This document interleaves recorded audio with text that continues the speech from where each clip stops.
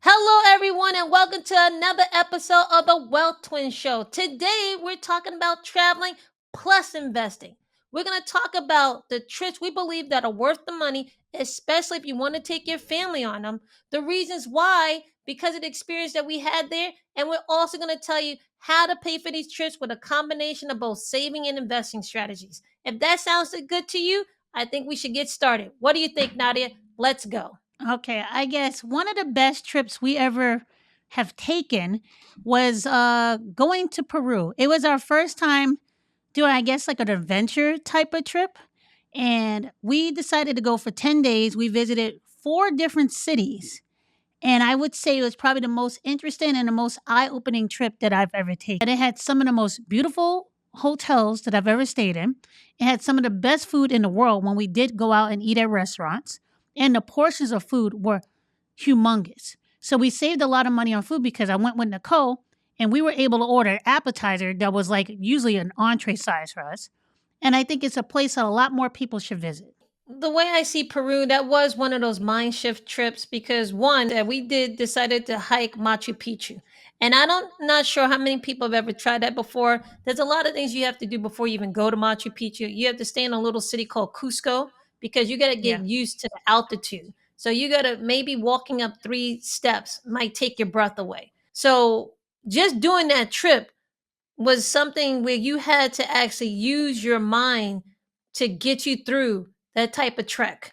And like Nadia said, it was the first time we were in South America because we had gotten tired of going to Europe a lot. We wanted something different. And I agree with Nadia. This is one of the best trips that we ever took because we did planes, trains, automobiles, every mode of transportation you could think of. We did it. It was a beautiful country, great food, tons of just beautiful nature things to do. And the people were wonderful too.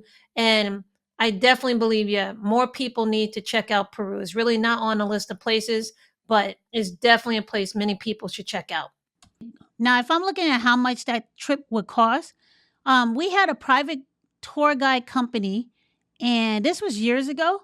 And I think we paid less than $3,000 for the week, but it's probably a lot more expensive now, especially if you want to do what a family of four. But I think you can still get away with a family of four under $6,000 doing the four different cities and having a guide take you around at the same time. What do you think, Cole? Yeah, I think if you and when you say 2,000, that was including airfare plus hotel. So I want people Exactly. to know that. Now, the reason why that is so cheap is because the dollar is strong against the Peruvian money. So anytime you can get an advantage by using a dollar in another country where the dollar is very strong, that is definitely a great place and definitely a place that is be beneficial to bring a family to travel. So yeah, I think all the places we're going to talk about today will be about 10,000 or less for a family of four.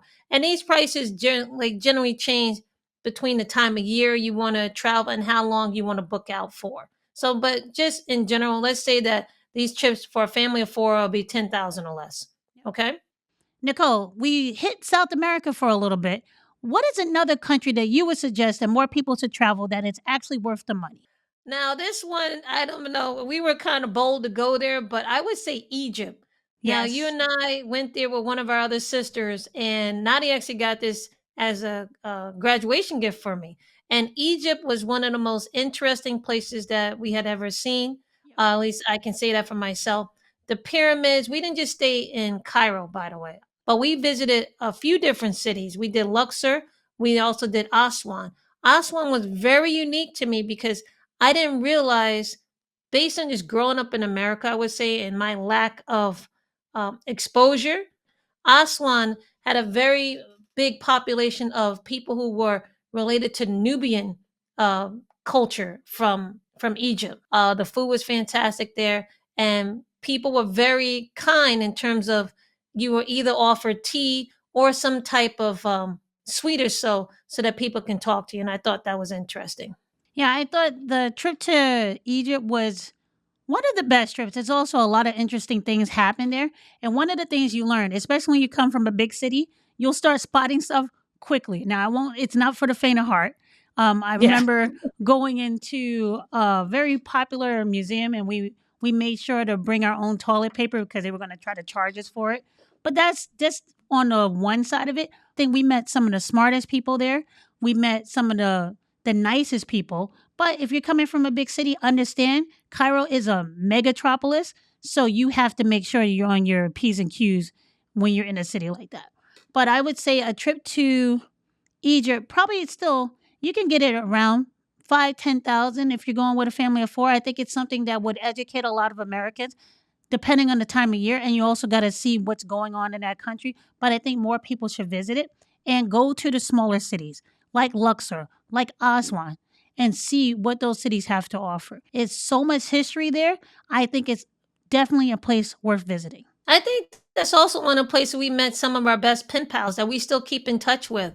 Because you'll find people from all over the world will go to Egypt because of the pyramids and just because of the history there. I agree. And I think it was very interesting to meet people and just be exposed to that. We actually met a family that was actually homeschooling, and they had brought their children there to actually learn about what they had been studying and actually see what they were studying. So I think Egypt, depending on the time of year and also depending on the circumstances, if it's, a little bit of any conflicts or so, but Egypt is one of those places that I'm very happy that we actually got to visit. And it's And definitely again, worth the money. yeah, okay, so outside of Egypt, we hit Peru, we hit Egypt.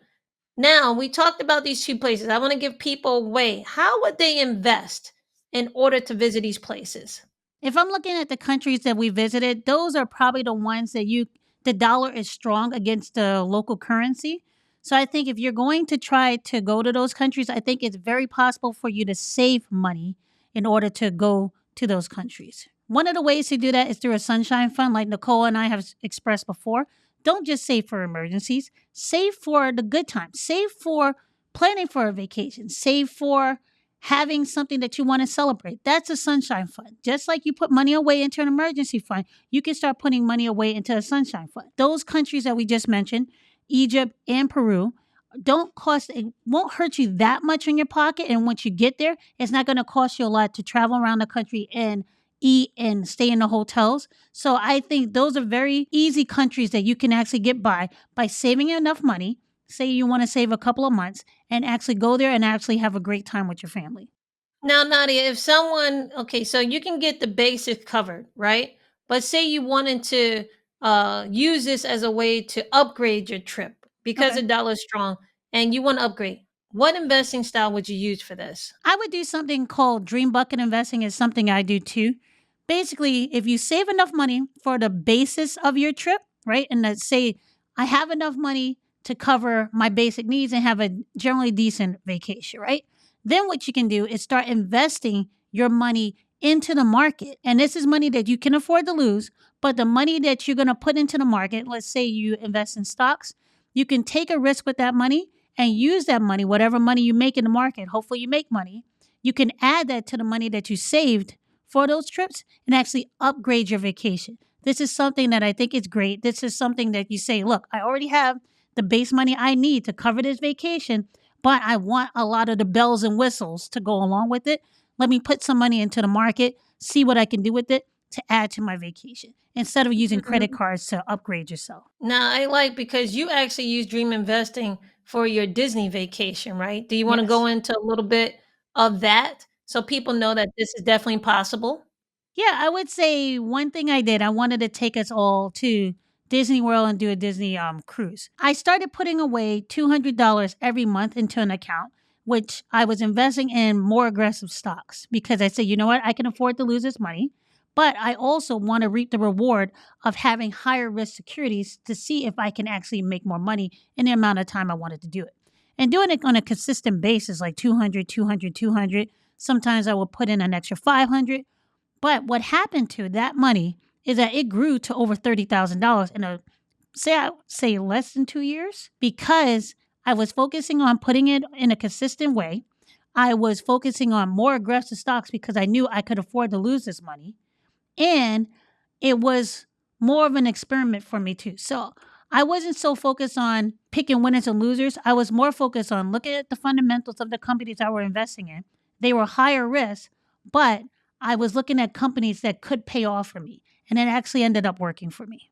Now, when you say higher risk, we're not talking about penny stocks here. We're not No, looking not at at all. companies that are cheap. We're looking at companies where the fundamentals say this can happen. Okay. So with that, Nadia rode a wave on top of that in terms of a bull market, and she was able to reap the rewards. But again, just point out, Nadia was looking for stuff. She was using money that she could afford to lose. She already had her expenses covered, and this was for nice to haves. And then she got a plus on top of it. Okay. And before anybody writes like, "Nadi, you didn't tell us what you invested," I would say one of the stocks I invested in, I got into Tesla relatively early, and that was one of the stocks that helped push that money up. That was just an example of a growth stock that took off. Now, I would say with that, now that we gave one investing style how to do it, let's go on to the next place where be a great place for a family of four or even a family in general, because I'm actually a family of five that could experience a great vacation. It's a trip that's worth the money and that you can actually pay for it. Okay. Because we know people spend money, but sometimes you're not getting your worth. And Nadia and I are frugal people, but we're willing to spend money when we feel the value is there. So all these trips Exactly. that we're talking about today is value based first and compared to the money amount, okay? Hmm. Not the other way around. Let's see the most expensive place we can go to. That's not what we're doing. We're looking at what can we get in value and have an awesome trip that will also not just bring we're not looking for status. We're not looking for Instagram moments. We're looking for more Exactly. But these memories. places have Instagrammable They places. do. Don't, They do. yeah. Yeah, top of Machu Picchu. That's a nice picture. I ain't gonna say. So, Nadi, what place would you say? I would say Japan. And now I know a lot of people is like, "Oh, no, it's not economical to go to Japan." I'm not gonna lie, it's not. But it is worth the trip and it's worth the money. I've been several times before I had a family, and now my kids are getting older. I'm definitely going to take them. They need to be able to take that long plane ride, but they also need to be able to remember the experience. And I think Japan has a lot to offer to many people who visit there. You can be into art, you can be into culture, you can be into history, you can be into anime, you can be into just different gadgets, electronics. I think it's a fantastic place to bring a family. But I won't lie, it is very expensive. And especially if you want to stay in the center of like Tokyo or anything like that, it's very expensive. So I would say this is more on the higher end of what you're going to spend. You're going to look at 10,000, maybe more, depending on what kind of vacation you want. But primarily, that's going to go to airfare and to your hotels. Now, let's see. When you say expensive, expensive is relative, right? Now, I know people who spend 4 days at Disney World, and it's more expensive than it is to go to Japan. I Okay. agree. I agree. So it's all relative. It's relative to the value that you place on it, right? I place the value of going to Japan a higher value going to Japan than I would place on going to Disney World in Florida. But if you're really hooked on Disney World, you can go visit the Disney World in or Disneyland In in Japan, Japan. It just opened up. It's a great one. shorter lines. Exactly. It probably So doesn't have as many lines as they have it in Florida too. now, when it comes to Japan, I agree. And actually, fun fact, Japan was the first place Nadia and I have ever visited outside of the US. That was the first place because Nadia decided to go study abroad in Japan. And that was the first time we were ever away from each other. So she forced me to get my passport so I could go to Japan and meet her. And it was just like, it was a mind blowing place. Coming from New York City, you would think I wouldn't be mind blown. But yeah, going there was like Shibuya. These places, when you think crowded, you have not seen crowded until you go to some of these train stations and things like that in Japan. I would say what also makes Japan worthwhile is just, I think, is one of the easiest places to go in terms of safety for if you're coming from America and it's one of your first trips ever, it's a good way to like be really exposed to a different culture, but also feel some type of safety that you don't have to keep too many things in mind. Of course, everywhere you need to be You mindful, got to keep your, but yeah. it's something where you don't have to always constantly. I didn't feel like I always had to constantly watch my back. I will be taking my family there. That's probably going to be our next trip. I think we're And going within the next 2 years also. okay, and I think it's because I remember like now I've been to Japan a couple of times, but the reason why I'm taking my kids there is because that's a place where I think no matter what your interests are, and a lot of families as big as you get bigger, there's so many different personality, and it's hard to find a place that would make everybody happy. And I think Japan is one of the places that can make everybody happy, and it's something for each one of the people in your family that they're going to enjoy. So that's one of the reasons why we're going to go there. But again, is to make memories as well. So I agree with Nadia on that. Yeah, I will Now, also say if you're a foodie, oh yeah, Tokyo is one of the best cities. Like multiple cities in Japan are fantastic if you're a foodie, but in Tokyo, I stayed there for 3 or 4 months. I had Italian food, I had American food, I had Japanese food, Chinese food. I had food from all over the world, and it's so authentic too. I think I'm coming from New York City. It's hard to be impressed with food options, but Japan is one of the places, and food and service wise was a place that really impressed me. yeah. Food is important to us, right? But if you're a foodie, you also like safety, and you want something that can be like everyone would like, check out Japan, okay? And it's worth in terms of the memories that could be made and also just the experiences that you can have. You can go skiing, you can be in full city mode, you can go clubbing, or you can just relax and just chill out by the beaches. So it's definitely a great place to go to. I would prepare to spend at least 2 weeks there just Yeah. to cover the travel time and just to try to get enough in. I would do it at least 2 weeks there. Yeah, and you might end up saying, "I wanna move to Japan." That's not uncommon, right? So, I would say for me, another place that I would go to, and I would definitely suggest other people go to, that I don't think a lot of Americans actually have been, is Turkey. Okay. Turkey is a beautiful place full of different landscapes, I would say. You have one part that's very much like the Mediterranean, one part is very much like Asia, another part is very much like the Middle East, and it's just so old and rich with history, and the food is fantastic there as well because it was the home of the Ottoman Empire. The Sultan, who was the head of the Ottoman Empire, would get people from different places that he would basically bring under the empire, and they would try to impress the Sultan with different dishes. This also has a lot of history in terms of religious aspects as well, and it's just the people there are also very friendly. It could be quite busy in different places. Sometimes English can be a barrier, but sometimes it's not. And even so, people are very friendly and they're willing to make sure that you always have something to eat or some tea to drink. So if you appreciate that, along with trying to get a bargain on some type of goods and doing just like staying in hotels that have caves, going to do hot air balloons, or just seeing some great treasures that they have and going on the water and being on the Bosphorus. Turkey is one of the places that I think people should definitely go to. I agree. Even though, despite my feelings of Turkish Airlines ripping me off, that's another story for another day. I think Turkey was a great place to visit.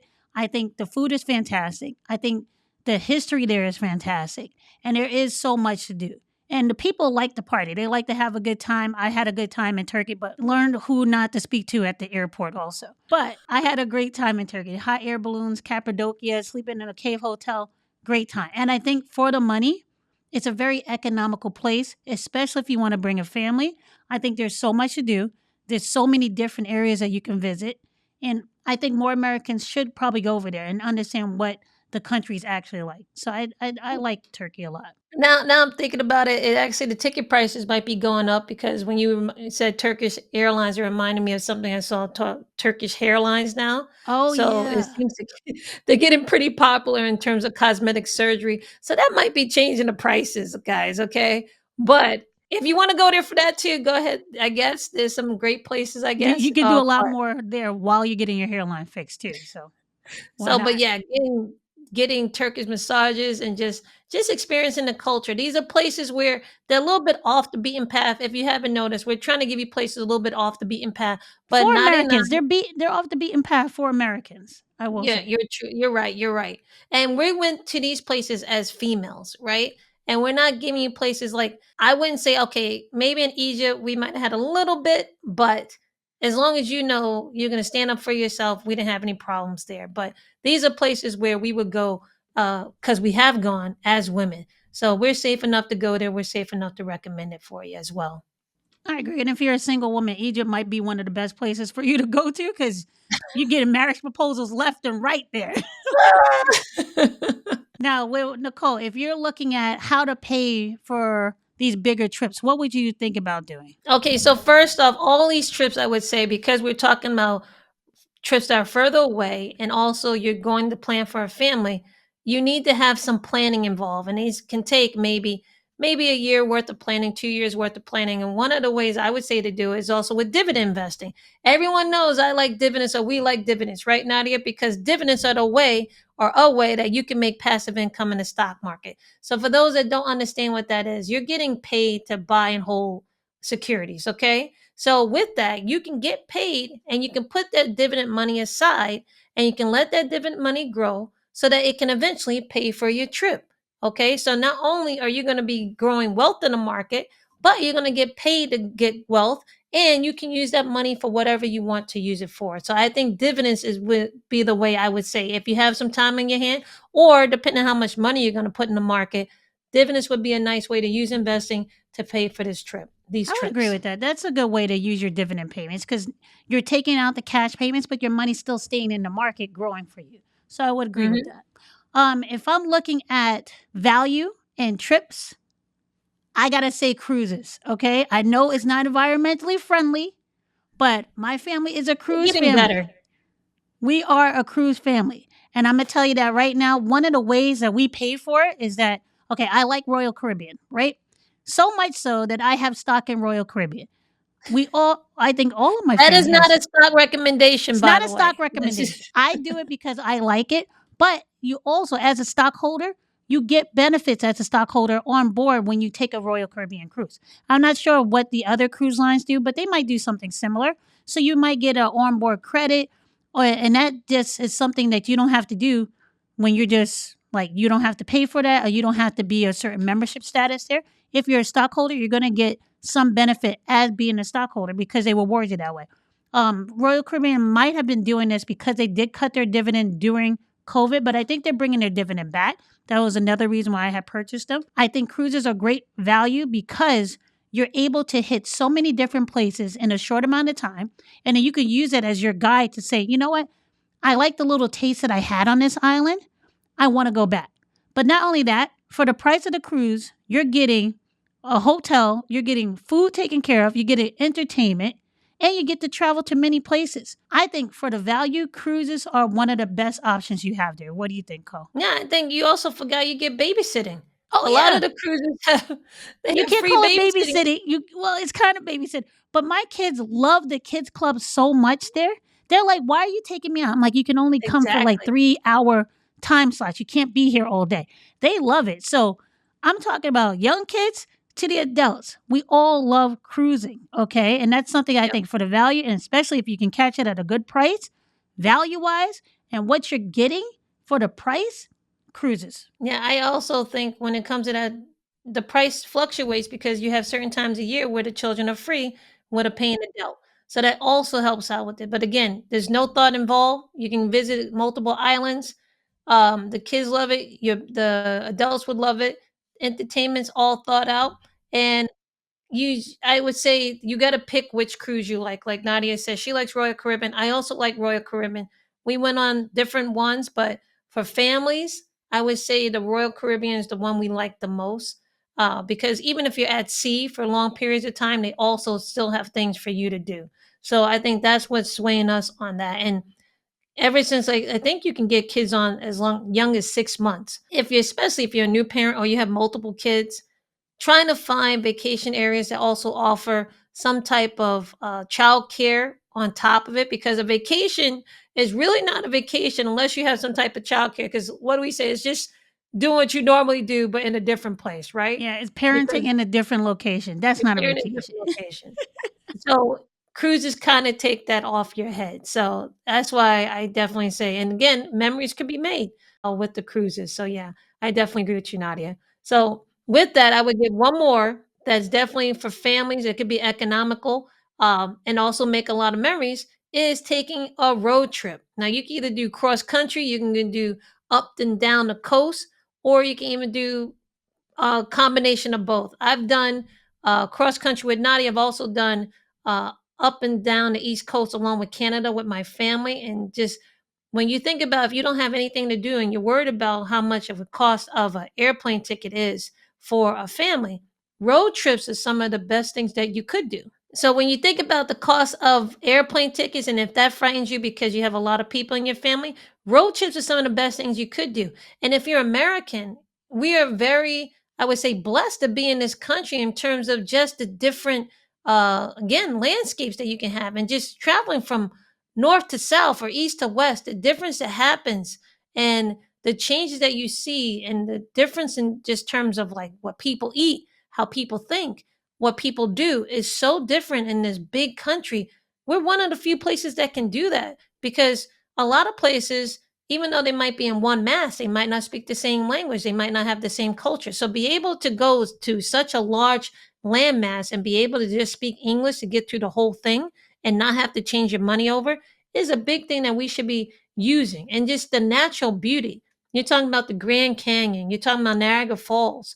Um, if you go up to Montreal, go to Maine, Arcadia National Park, go down south. You can go all the way down to Florida, but you can stay in the Carolinas too. America is such a beautiful place that I don't think we take advantage of it enough. And if you could do it in just a car, or you can get, supersize it and get an RV, and just taking the simple things and realizing just nature itself can provide such wonderment. And so many times where you can just sit and do the cards and play board games and just talk to each other and just spend some quality time, I think is really undervalued now. And I think that's something that I definitely like doing with my family, and I'm gonna continue to do that with them. I would agree with that. We bought a older van just specifically to do road trips, and I could tell you now we have a great time doing it. The kids have like captain chairs. We have a little DVD player in it, and they love it. Right? I am not as big of a fan of road trips as I was before, but I still love it. And I think this year we might go a little hardcore. We might start camping while we're going to different places. This is a thought. I'm not saying that we definitely will be doing it. It's a thought, but we have the tent, we have all the equipment, and it might be something fun to do. Create some new memories while we're going around doing our road trip, staying in different places, meeting different people. Because I could tell you now, some of the nicest people and some of the most interesting people I've ever met have been at campgrounds, especially when I did part of my honeymoon camping in Hawaii. That's Yeah, not I still can't believe you did that, by the because I was way. still in love and I agreed to do that. But that was like for like 3 or 4 nights. And I met some very interesting people. It was my first time ever camping. And I think it was a great experience. And I like sharing that with my kids because, lately kids can be very into staying indoors, watching TV, being on a tablets and everything.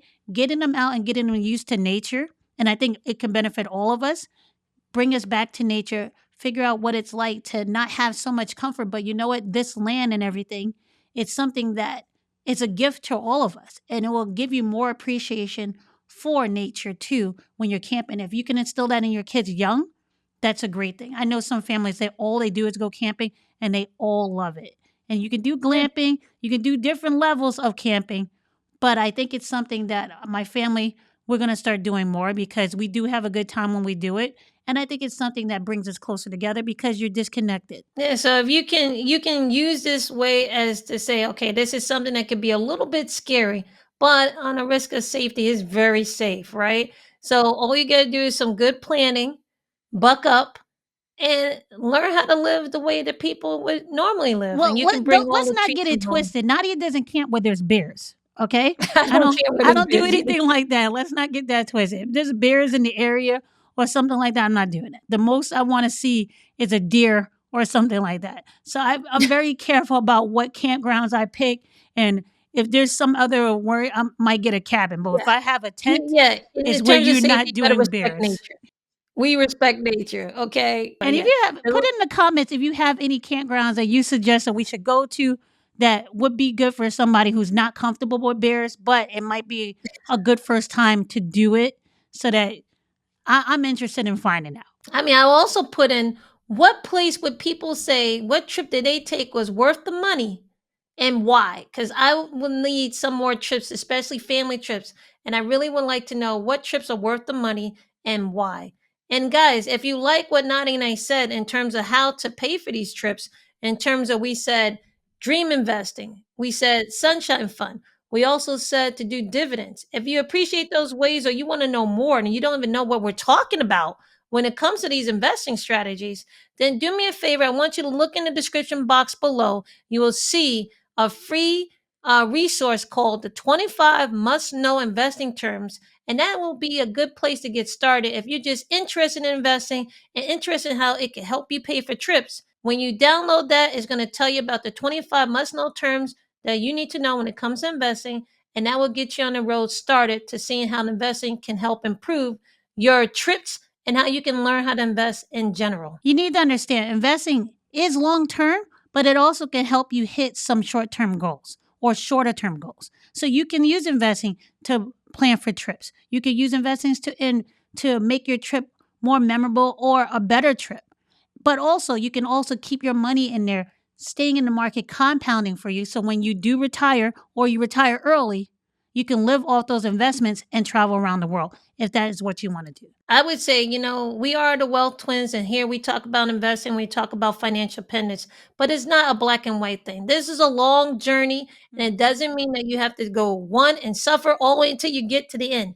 This journey has a lot of things that you can benefit from just by starting to learn how to invest, starting to get your money correct, and all the way up to financial independence. And one of those benefits you get is taking these trips that can provide memories for you and your family, have a great time, but also not stress your pocket out or stress you out in order to pay for it. So if you like this and you like what we're talking about today, please give us a thumbs up because it definitely helps the channel. And also, please share this with someone you care about. Until the next time, we'll see you later.